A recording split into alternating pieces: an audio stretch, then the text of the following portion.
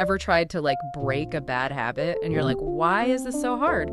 Or maybe you're just trying to figure out, like, why your kid, your pet, or even, maybe your partner Oh, yeah. keeps doing that thing that you're like, ugh, I wish they wouldn't. Right, exactly. Well, get ready, because today we are diving into the world of extinction in operant conditioning. Buckle up. This is going to be good.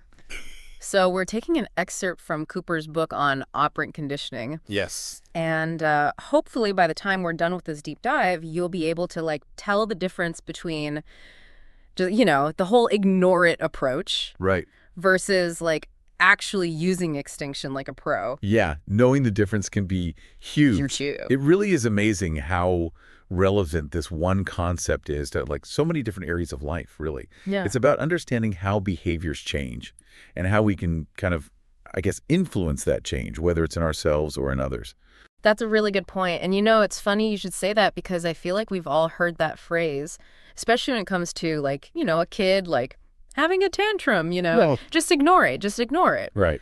But it seems like extinction in the context of, operant conditioning is a little more nuanced than just like, closing your eyes and hoping it goes away. Yeah, it definitely is. And you're right, ignoring is often kind of, I think, confused with extinction, but it's really just one sort of tiny piece of the puzzle. We need to go beyond just the tactic and dive into kind of the underlying process and the principles at play. Okay, I am here for it. Let's unpack this a little bit. So when we say extinction in this context, what are we actually talking about?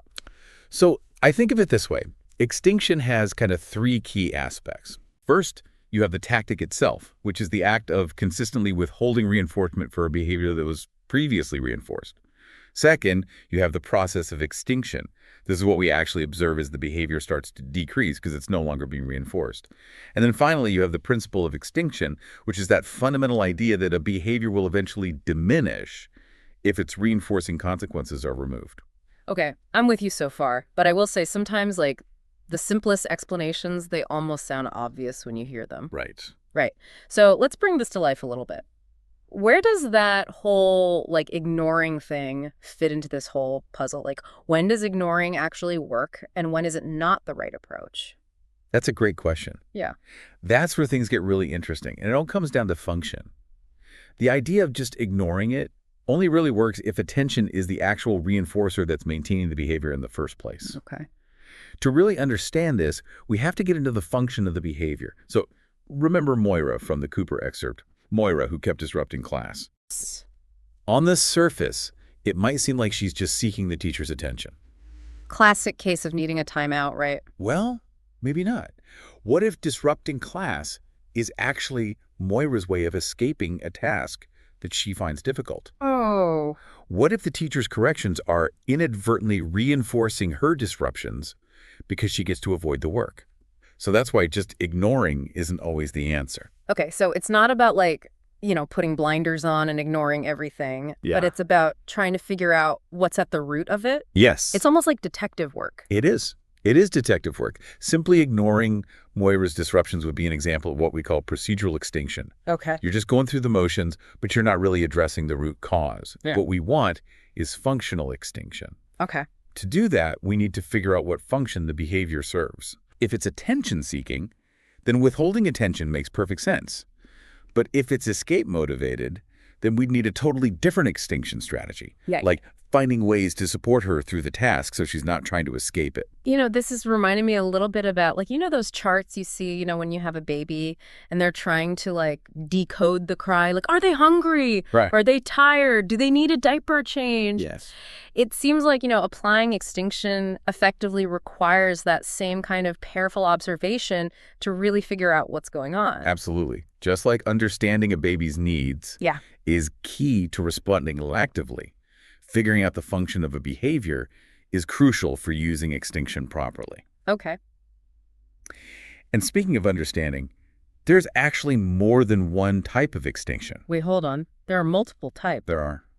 Okay, now we're going deeper. This is where it gets really interesting. So we've already touched on two: extinction of behavior maintained by positive reinforcement, like, seeking attention, and then extinction of behavior maintained by negative reinforcement, like trying to escape a task.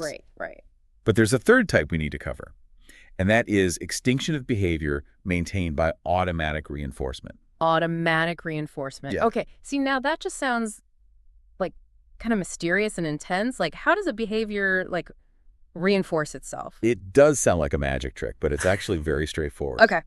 This type of reinforcement is all about the sensory experience. These are behaviors that produce kind of intrinsically reinforcing sensory consequences. So what you're saying is that sometimes it's not about like getting something externally like attention or avoiding something unpleasant, but it's really the feeling of the behavior itself that's sort of rewarding. You got it. Okay. Think of things that just feel inherently good to do: seeing, hearing, touching, tasting. Okay. Cooper gave the example of a child who loves flipping a light switch on and off. They're not doing it to get attention. They're not doing it to escape something. They're doing it because that visual stimulation is inherently rewarding. Oh, I totally get that. It's like my cat with his feather toy.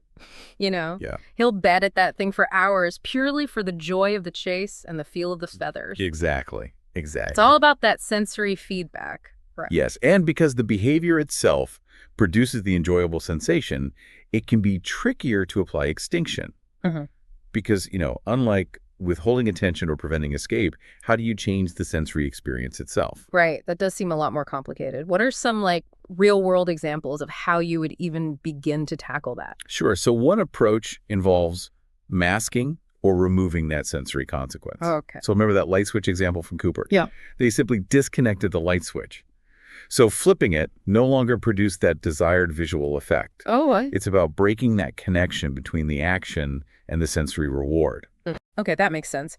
So what about in other scenarios where it's, I don't know, maybe a little bit more Intense. intense? Yeah.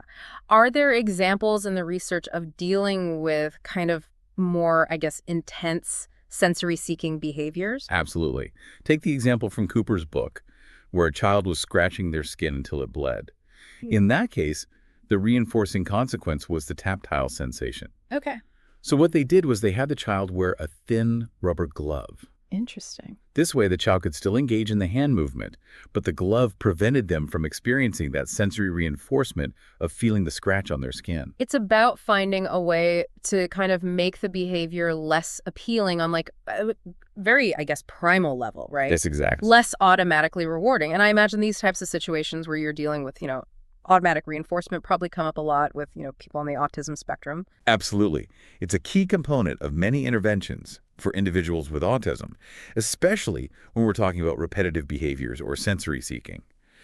But it's important to remember that automatic reinforcement can maintain a wide range of behaviors in all sorts of people. Right. Remember that example Cooper gave of the child who would throw up and then eat their vomit? Yeah. Okay. That one's a little bit much for me, but I get your point. It's not always as straightforward as it seems. It really isn't. And it really drives home just how crucial it is to kind of figure out what's driving the behavior before you can hope to change it. Yes. So we've talked about all these different types of extinction and how understanding them can be really, really powerful. Right.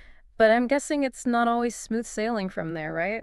I mean, what happens when you try to take away something that someone, or even an animal, is used to getting? Yeah. Don't they put up a fight? Oh, yeah. It can be quite the adventure, actually. It's a bit like, you're trying to change the course of a river. You can dam it up, but that water is going to push back, and it's going to try to find a new way through. Okay, I like that analogy. Yeah. So what you're saying is we should expect some, turbulence. What kind of, side effects are we talking about here? So one of the most common ones, and often I think the most challenging, is what we call an extinction burst. Okay. And remember that example we talked about earlier with the child's bedtime tantrums kind of decreasing when the parents left the room? Yeah, poor parents. That sounded intense. Yeah, well, before those tantrums decreased, they actually got worse for a little while. Oh. And that's the extinction burst in action, an initial increase in the frequency or even the intensity of the behavior when that reinforcement is first taken away.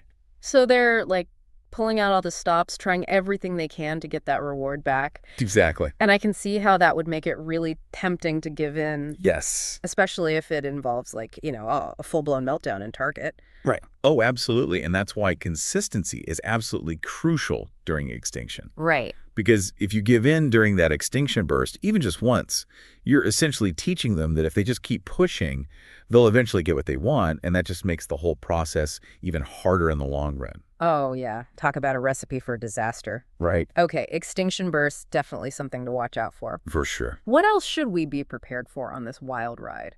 Along with the burst, you might also see what we call response variation. Okay. This is where they kind of try out different behaviors to try and access that reinforcer. Okay. So instead of a tantrum, maybe they try whining or negotiating or even being like extra well-behaved for a little bit to see if that'll work. It's like they're pulling out like their entire arsenal, Yes. trying to find that magic button that gets them what they want. Exactly.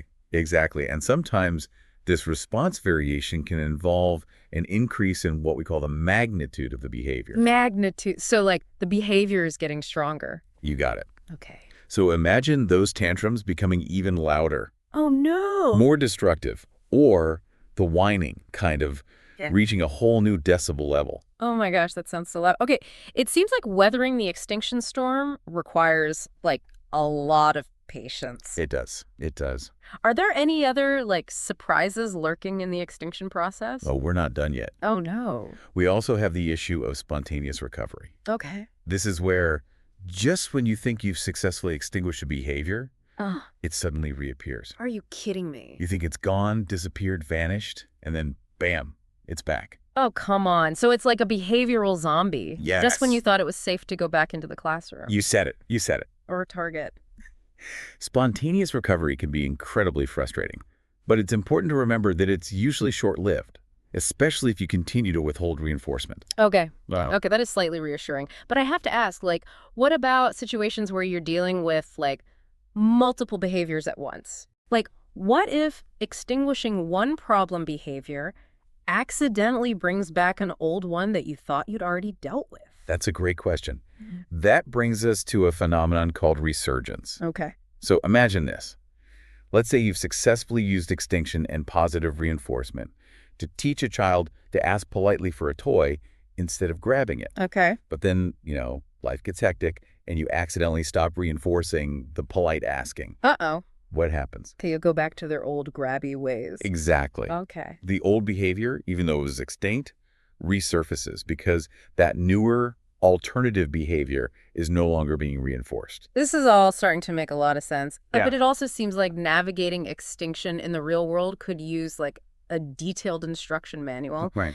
Are there any, like, shortcuts, any rules of thumb we can use to make this whole process a little less daunting? Yeah, you're right. It can feel very overwhelming, for sure. But there are definitely some strategies that can make a really big difference. In fact, Cooper outlines 9 guidelines for effective extinction in that excerpt you shared. 9. 9. Okay, I'm ready. Hit me with those words of wisdom. All right. The first, and probably the most important one, is to make absolutely sure that you are withholding all reinforcers maintaining that problem behavior. Okay. And it sounds simple enough, but you'd be surprised how often this gets overlooked. Right. Remember how we talked about Moira's disruptions potentially being maintained by escaping a task and not just seeking attention? Right. If we miss even one source of reinforcement, extinction is just not going to work. So it's like trying to put out a fire with, like, a water pistol when there are multiple sources of fuel. Precisely. Next up is a big one, and we've touched on it a bit already, but it's worth emphasizing again. Consistency. Consistency. Consistency. Yes. When it comes to applying extinction, inconsistency with reinforcement will work against you every time. It's like sending mixed signals. You're basically telling them that, sometimes this behavior works, sometimes it doesn't. Got it. Consistency is key. No mixed messages. Exactly. Okay, what else can we do to kind of, like, increase our chances of extinction success? This one might seem a little counterintuitive, Okay. but extinction often works best when it's paired with other strategies, such as positively reinforcing a desired alternative behavior. It's Okay. not always about just taking something away. So it's like instead of just focusing on, like, getting rid of the tantrums, make sure you're also, like, rewarding those moments of, like, calm and cooperation. Exactly. Okay. And while it's easy to get really caught up on the power of reinforcement, Right. never underestimate the impact of clear instructions. Okay. Explaining what's happening, if appropriate, can sometimes help speed up the process. Of course, this really depends on the individual. and their ability to understand these concepts, but it's a valuable tool to keep in mind. Right. That makes sense. Okay, what else is on our kind of like extinction checklist? Well, remember those fun side effects we talked about, like extinction bursts and increased magnitude? Yeah. Well, step 5 is all about being prepared for those bumps in the road. Okay. Have a plan for those moments. Anticipate them. Think about how you'll manage those behaviors safely and effectively. So, for example, if you know a certain situation tends to like trigger a tantrum, have your backup plan, your escape route, your distractions. Yeah. Don't go in unprepared. Now you're thinking strategically. Right. So now we're getting into maybe some slightly more technical stuff here. Okay. But stick with me. Okay. Guideline number 6 is to increase the number of extinction trials.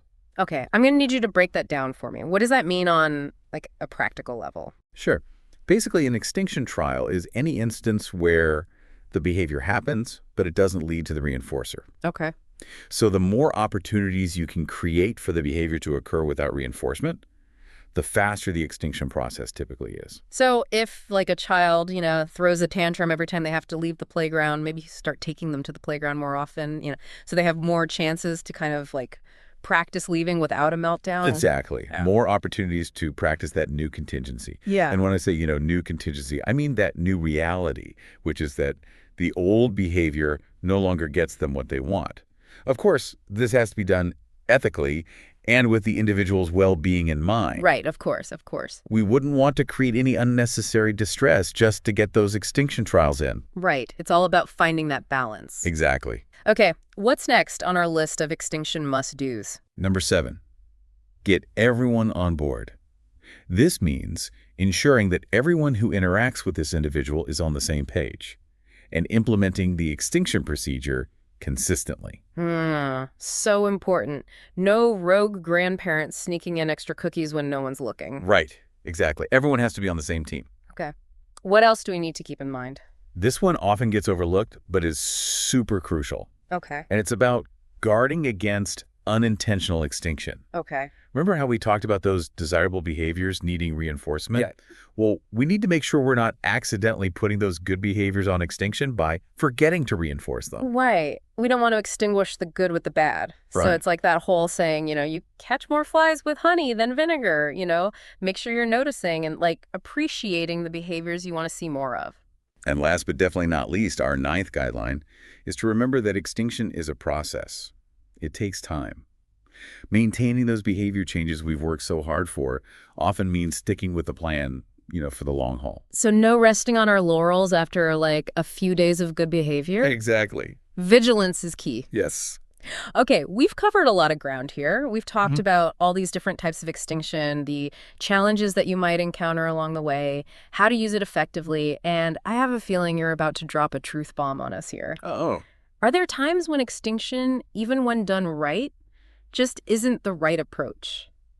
Yeah, thinking back to those 9 guidelines, it seems like extinction requires a good deal of, control over the situation. Yes. And, let's be honest, sometimes you just can't control everything, right? You're absolutely right. And as powerful as extinction can be, there are definitely times when it's just not the best or even the safest option. It's not a one-size-fits-all solution. Okay. And it's important to be able to recognize those situations. Okay, so let's talk about those situations.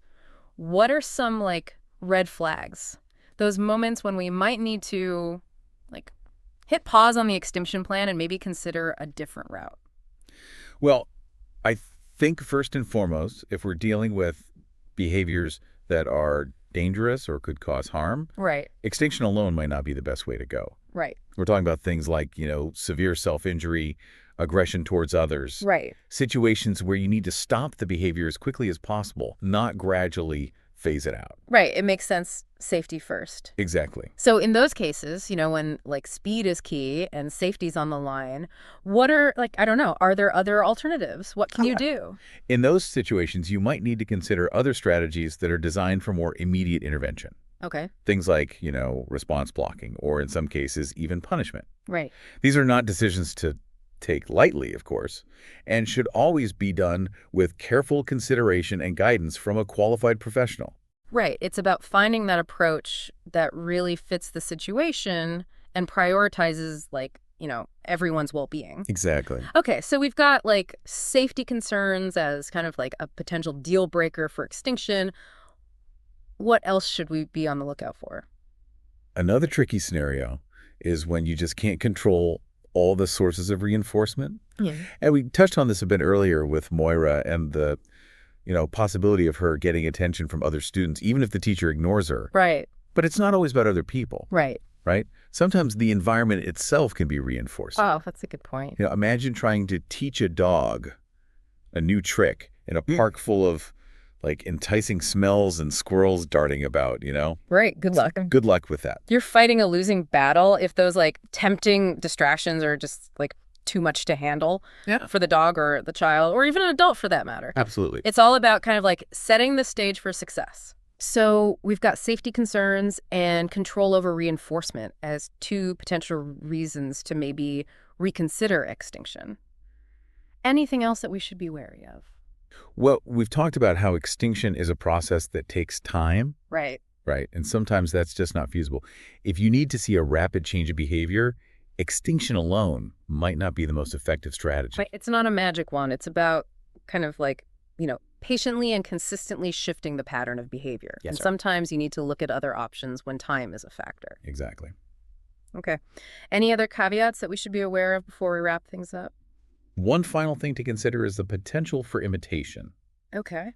If we're dealing with the behavior that others might copy, especially if they see it getting any sort of reaction, extinction might not be the wisest choice. You mean like a ripple effect of like unwanted behavior? Exactly. Like one kid throws their food on the floor and then suddenly it's a full-blown food fight. Yeah. Yes. And the last thing you want is for others to learn that this behavior is an effective way to get attention, or whatever that reinforcer might be. Right, that makes total sense.